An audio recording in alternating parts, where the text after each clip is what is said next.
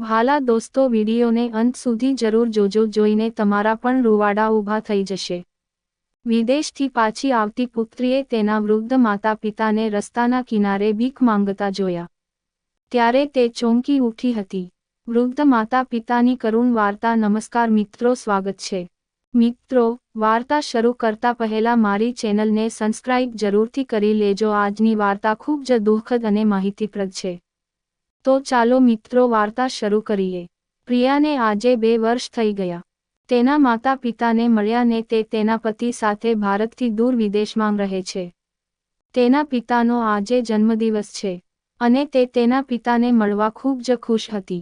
તે તેના પિતાને જન્મદિવસની શુભકામના આપવા અને સરપ્રાઈઝ આપવા માંગતી હતી, પણ વરસાદ શરૂ થઈ જાય છે અને તેનું મન ઉદાસ રહે છે, કારણ કે વરસાદને કારણે તમામ ફ્લાઇટ્સ મોડી પડી જાય છે અને રદ કરવામાં આવે છે। પરંતુ થોડા સમય પછી, જ્યારે વરસાદ સમાપ્ત થાય છે, ત્યારે પ્રિયા તેના પતિ સાથે ભારત જવા રવાના થાય છે। તે છેલ્લા 2 મહિનાથી તેના માતા અને પિતા સાથે વાત કરી શકતી ન હતી। તે ભાઈને પૂછતી તો ભાઈએ કહ્યું હતું કે માતા અને પિતા ફરવા ગયા છે, તે ઘરે નથી, ચિંતા કરીશ નહીં, બધું ઠીક છે। બસ આ સાંભળીને પ્રિયા વધુ પરેશાન થઈ ગઈ। તે તેના પિતાને વહેલી તકે મળવા માંગતી હતી, તેની માતાને મળવા માંગતી હતી। હવે જ્યારે રસ્તામાં તે તેના જૂના વિચારો અને બાળપણની યાદોમાં ખોવાઈ જાય છે કે તે કેવી રીતે તેના માતા પિતાની પ્રિય પુત્રી હતી। 2 ભાઈ બહેનોમાં પ્રિયા તેની માતા અને પિતાનું ખૂબ ધ્યાન રાખતી હતી। પ્રિયા એક ખૂબ જ સંસ્કારી અને ચારિત્ર્યવાન છોકરી હતી। જ્યારે પ્રિયાના કોલેજનો અભ્યાસ પૂરો થાય છે, ત્યારે તેના માતા પિતા તેના લગ્ન કરવાનું નક્કી કરે છે અને જ્યારે છોકરાઓ પ્રિયાને મળવા જાય છે, ત્યારે તેઓ તેને જોઈને તરત જ પસંદ કરે છે। હવે પ્રિયાના લગ્ન નક્કી થાય છે। લગ્નનો દિવસ આવે છે અને લગ્ન ખૂબ જ ધામધૂમથી થાય છે। પ્રિયાના પતિ સાગર તે ખૂબ જ સારા વ્યક્તિ હતા। લગ્ન પછી પ્રિયા તેના સાસરે જાય છે અને થોડા દિવસો પછી સાગરને વિદેશમાં નોકરી મળી જાય છે, તેથી જ તે વિદેશ જાય છે। તે પ્રિયાને પોતાની સાથે લઈ જવા પણ ઈચ્છતો હતો, પરંતુ તેના વિઝા હજુ સુધી ફાઇનલ થયા ન હતા। હજુ થોડો સમય હતો એટલે સાગર એકલા વિદેશ જાય છે। જ્યારે થોડા દિવસ પછી પ્રિયાનો વિઝા બની જાય છે, તે પછી તેને તેના પતિ પાસે જવું પડે છે। પ્રિયા વિચારે છે કે જો તે વિદેશ જતા પહેલા તેના માતા પિતા સાથે મળી લે, હવે વિદેશ ગયા પછી ક્યાં મળીશું? આ વિચારીને પ્રિયા તેના માતા પિતાને મળવા તેના ઘરે આવે છે અને તેમને જોઈને રડવા લાગે છે। પછી તેના પપ્પા તેને સમજાવે છે, દીકરી, તું કેમ ચિંતા કરે છે? તું શાંતિથી જા, તારી પાછળ તારો ભાઈ અને ભાભી અમારું ધ્યાન રાખવા માટે છે। ગમે તેમ કરીને અમે એટલા વૃદ્ધ નથી કે અમે અમારી કાળજી ન લઈ શકીએ। પ્રિયાના પિતા પ્રિયાને ખૂબ દિલાસો આપે છે, જેથી તે આરામથી વિદેશ જઈ શકે અને તેને કોઈ સમસ્યા નહીં થાય। હવે પ્રિયા ભારે હૈયે તેના માતા પિતા પાસે વિદાય લઈ વિદેશ જાય છે। હવે પ્રિયા 2 વર્ષથી વિદેશમાં છે। હવે પ્રિયા ખૂબ જ ખુશ હતી કે તે 2 વર્ષ પછી તેના માતા પિતાને મળશે, તેમને જોશે। કલાકોની મુસાફરી કર્યા પછી પ્રિયા તેના દેશ પરત ફરે છે। જલ્દી તે ઘરે આવે છે અને પહેલકામ તેના માતા પિતાને શોધવાનું કરે છે। અવાજ કરવા લાગે છે, માં, પાપા કયા છો? ભાઈ ભાભીને શોધે છે પણ ઘરે કોઈ મળતું નથી, તેથી તે તેના નોકરને પૂછે છે કે મમ્મી પપ્પા ક્યાં છે? ભાઈ ભાભી પણ દેખાતા નથી, દરેક જણ ક્યાંક ચાલ્યા ગયા છે। પછી નોકર બોલ્યો, હા દીદી, મોટા સાહેબ અને મોટી માલકીન થોડા દિવસો માટે બહાર ગઈ છે અને નાના માલિક અને નાની માલકીન મોટા સાહેબની પૂજા કરવા મંદિરે ગયા, કારણ કે આજે તેનો જન્મદિવસ છે। આ સાંભળીને પ્રિયા તેના પતિને કહે છે, ચાલો સાગર, આપણે મંદિરે જઈએ। પ્રિયા તેના પતિ સાથે તેના પિતાની પૂજા કરવા મંદિર જાય છે, પરંતુ તેને તેના ભાઈ અને ભાભી મંદિરમાં ક્યાંય દેખાતા નથી। તે વિચારે છે કે તે બીજા કોઈ મંદિરે ગયા હશે। તેથી પ્રિયાના મગજમાં એક વાત આવે છે કે પાપાએ તેમના જન્મદિવસ પર અનાથાશ્રમમાં અનાથ બાળકોને કેટલાક કપડાં અને કેટલીક ભેટો આપવાની ઈચ્છા જાહેર કરી હતી। આ વિચારીને તે આ વાતો તેના પતિને કહે છે। તેનો પતિ પણ આ વાત માની જાય છે અને બજારમાં જાય છે બજારમાંથી કેટલીક ગિફ્ટ્સ અને કેટલાક કપડાં ખરીદ્યા પછી તેઓ અનાથાશ્રમમાં જાય છે અને ત્યાંના લોકોને કપડાં, મીઠાઈઓ, ભેટો અને બધી વસ્તુઓ આપે છે અને તેઓ પ્રિયાના પિતાને ઘણી શુભેચ્છાઓ અને આશીર્વાદ આપે છે. પ્રિયા ખુશ હતી કારણ કે આજે તેના પપ્પાનો જન્મદિવસ હતો અને દુઃખી પણ હતી કારણ કે જો તેના પિતા તેની સાથે હોત અને જો તે પોતે આ બધી વસ્તુઓ વૃદ્ધો, આશ્રમો અને અનાથોને વહેંચત તો કેટલું સારું હોત. હવે આ બધું કામ પૂરું કરીને પ્રિયા તેના પતિ સાથે ઘરે પાછી જવા લાગે છે. ત્યારે પ્રિયાને વૃદ્ધાશ્રમથી થોડે દૂર તેના માતા પિતાની ઝલક જોવા મળે છે. તે તેના પતિ સાગરને કહે છે, સાગર ગાડી રોકો. મેં હમણાં જ મારા મમ્મી પપ્પાને જોયા છે. એવું લાગતું હતું કે તે રસ્તા પર બેઠા છે. થોડા સમય પછી પાછા આવ્યા. પછી પ્રિયા તેના માતા પિતાને જુએ છે. તે જુએ છે તેની મમ્મી પપ્પાની હાલત બહુ ખરાબ છે. જૂના ફાટેલા કપડાં પહેર્યા છે. આ જોઈને તે ખૂબ રડે છે અને તેને ગળે લગાવે છે અને કહે છે, મમ્મી પપ્પા, આ કેવી રીતે થયું? આ તમારી સાથે શું થયું? મારું દિલ તૂટી રહ્યું છે.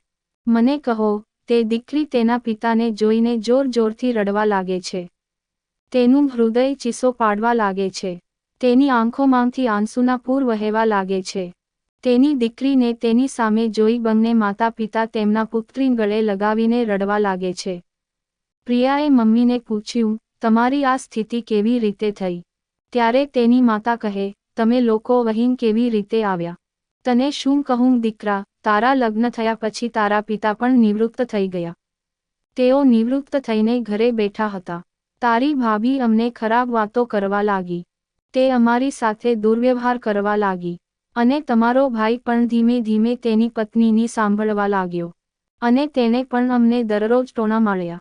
તે અમને બોજ સમજવા લાગ્યો. તારી ભાભી તારા પપ્પાને અને મને આખો દિવસ કામ કરાવતી અને તે પોતે તેના મિત્રોની પાર્ટીમાં વ્યસ્ત હતી. પછી પરિસ્થિતિ ધીમે ધીમે ખરાબ થવા લાગી. દીકરા, તારી ભાભી અમને વાસી ખોરાક ખવડાવવા લાગી અને જ્યારે પણ અમે છુપી રીતે તાજો ખોરાક લેતા ત્યારે તે અમારા હાથમાંથી છીનવી લેતી. આવા ઠંડા વાતાવરણમાં કામ કરવાને કારણે અને વાસી ખોરાક ખાવાથી તારા પિતાની તબિયત બગડી ગઈ. તેથી જ્યારે મેં તારા ભાઈ પાસેથી પૈસા માંગ્યા તો તારા ભાઈએ દવાની સ્પષ્ટ ના પાડી દીધી અને કહ્યું, મારા પર ઘણા કરજા છે અને તમારે લોકોને પૈસાની જરૂર છે. અરે, વૃદ્ધાવસ્થામાં આવી બીમારી થાય છે. તેના માટે પૈસા જોશે. તમે આ રીતે ઠીક થઈ જશો. તમે લોકોને આપું, મારી પાસે એટલા વધારાના પૈસા નથી, તેથી તમે ચાલ્યા જાઓ અહીંથી અને મને પરેશાન કરશો નહીં. તારા ભાઈએ આવા શબ્દ મને પણ કહ્યા અને પૈસા ન આપ્યા. થોડા દિવસ તારા પિતાએ તેની કાળજી લીધી પણ તારા પિતાને પછી કોરોના થઈ ગયો અને તારા ભાઈ ભાભીએ અમને બહાર ફેંકી દીધા. તારા પિતાને લઈ ખબર નહીં હું કયા કયા ભટકી. મારી પાસે પૈસા ન હતા તેથી મેં મારી સોનાની બંગડીઓ, ગળાનો હાર બધું વેચી દીધું અને તેમાંથી મેં દવા કરી અને પછી થોડા દિવસો પછી તારા પિતાને રાહત થઈ. બીમારીના કારણે અમે બંને ખૂબ જ એકલા પડી ગયા હતા અને કમજોર પણ બની ગયા હતા અને સાથે અમને કોઈ નોકરી પણ આપતા ન હતા. કોઈ કામ આપતું ન હતું. તેથી અમને ભીખ માંગવાની ફરજ પડી હતી. એક પુત્ર ના હોવા છતાં અમે ભિખારી બની ગયા. દીકરા, આ સાંભળીને તેની પુત્રી મમ્મી પપ્પાને તેના ગળે લગાવે છે અને કહે છે, પાપા, તમે તમારા ઘરે આવો. એ તમારું ઘર છે અને એ ઘરમાં તમારી યાદો વસે છે. તમે તમારી મહેનતના પૈસા અને તમારા લોહી અને પરસેવાથી તમારું ઘર બનાવ્યું છે. તમારી જગ્યા અહીં નથી. તમારી જગ્યા તમારા ઘરમાં છે. હું પણ જોઉં છું કે કોણ તમને તમારું ઘર છોડવા મજબૂર કરે છે. હવે તમારી દીકરી આવી ગઈ છે. તમારે ચિંતા કરવાની જરૂર નથી. પ્રિયા તેના નોકરને ફોન કરે છે અને કહે છે, રામુ, ઘરને યોગ્ય રીતે સાફ કરજે અને સજાવી દેજે. હું મમ્મી પપ્પાને લઈને આવું છું. ઘરે પહોંચ્યા પછી પ્રિયાએ તેના પિતાનો જન્મદિવસ ખૂબ જ સારી રીતે ઉજવ્યો. પ્રિયાના પતિ સાગરે હોટેલમાંથી તેના પસંદનું જમવાનું મંગાવે છે. ઘણા દિવસો પછી તે માતા પિતાએ આટલું સારું ખાધું અને દીકરી અને જમાઈ વચ્ચેનો પ્રેમ જોઈને તે માતા પિતા પોતાના બાળકોને ભેટી પડે છે. પણ આટલો સમય થવા છતાં પ્રિયાના ભાઈ અને ભાભી ઘરે પાછા નથી આવતા. સાંજના બદલે રાત થાય છે. તેનો ભાઈ અને ભાભી અકળાયેલા પગલાં સાથે અંદર આવે છે અને પ્રિયાના માતા પિતાને ઘરમાં જોઈને ગુસ્સે થાય છે અને કહે છે, તમે લોકોએ મારા ઘરે આવવાની હિંમત કેવી રીતે કરી? તમને અહીં કોણ લાવ્યું? ત્યારે પ્રિયા કહે છે, હું લાવી છું. પ્રિયાના ભાઈએ તેને કહ્યું, તમે હમણાં જ આ ઘરમાંથી બહાર નીકળો. પ્રિયાને પણ ગુસ્સો આવ્યો. તેને કહ્યું, હું પણ જોઉં છું કે મારા માતા પિતાને તેમના ઘરમાંથી કોણ કાઢી મૂકે છે. આ મારા માતા પિતાનું ઘર છે, તમારું નથી. તમે તેને બનાવ્યું નથી. આ મારા માતા પિતા દ્વારા બનાવવામાં આવ્યું હતું. અત્યારે આ ઘર મારા માતા પિતાના નામે છે. આમાં તમારા માટે કંઈ નથી. અને આ પણ સાંભળો, માતા અને પિતાએ તમને આ મિલકતમાંથી કાઢી નાખ્યા છે. એટલું પ્રિયા બોલી કે તરત જ પ્રિયાની ભાભી બોલી, તમે લોકો આ ઘરમાંથી બહાર નીકળો, નહીંતર હું તમને પહેલાની જેમ ઘરની બહાર ફેંકી દઈશ. હવે પ્રિયાનો ગુસ્સો આસમાને પહોંચી ગયો. તે ગુસ્સાથી લાલ થઈ જાય છે અને તેની ભાભીને જોરથી થપ્પડ મારે છે. ભાભી તેના થપ્પડ મારતાની સાથે જ તે જમીન પર પડી જાય છે અને દર ખસવા લાગે છે. પ્રિયા કહે છે, તમે બધા હોશમાં આવી જાઓ અને અત્યારે તમારો બધો સામાન લો અને આ ઘર છોડી દો.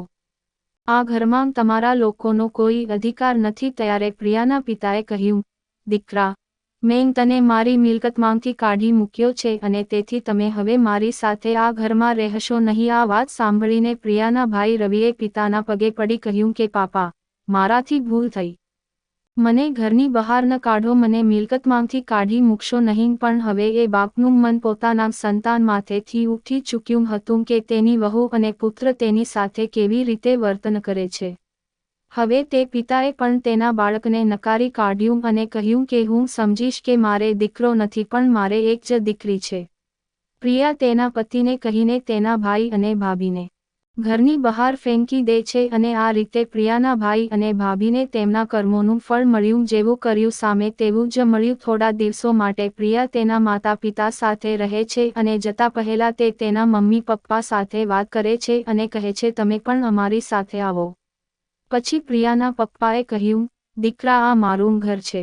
મેં લોહી પસીનાથી આ ઘર બનાવ્યું છે. તેથી પ્રિયાને તેના પિતાની જીદ સામે હારવું પડ્યું અને ભારે હૈયે તે તેના પતિ સાથે વિદેશમાં પાછી આવી અને તેના માતા પિતાના સમાચાર રોજ પૂછ્યા કરે છે. તો મિત્રો, વૃદ્ધ માતા પિતા સાથે આવું કરવાથી સામે તેના પુત્રને પણ એવું જ મળ્યું. કેટલાક પુત્રો અને પુત્રવધુઓએ રોગના ફેલાવાના ડરથી અને કોરોના વાયરસના ડરથી તેમના વૃદ્ધ માતા પિતાને ઘરમાંથી કાઢી મૂક્યા. તેઓને તેમના જ ઘરમાંથી કાઢી મૂકવામાં આવ્યા હતા. શું કોઈને કોઈ રોગ થશે તો મિત્રો, તેને ઘરમાંથી કાઢી મૂકવામાં આવશે કે તેની કાળજી લેવામાં આવશે અને તેની સેવા કરવામાં આવશે? તો પ્રિય મિત્રો, તેથી જ અમે કહીએ છીએ, જેવું કરશો તેવું ભરશો. કેવી રીતે એક દીકરીએ તેના માતા પિતાના અધિકારો પાછા મેળવ્યા અને તેમને તેમનું યોગ્ય સન્માન આપ્યું, તેની સંપત્તિ તેને પાછી અપાવી અને પુત્રોને તેના કાયનું ફળ મળ્યું. દોસ્તો, આવી જ અવનવી સ્ટોરી જોવા માંગો છો તો અમારી ચેનલને સબસ્ક્રાઇબ કરવાનું ભૂલતા નહીં. ધન્યવાદ.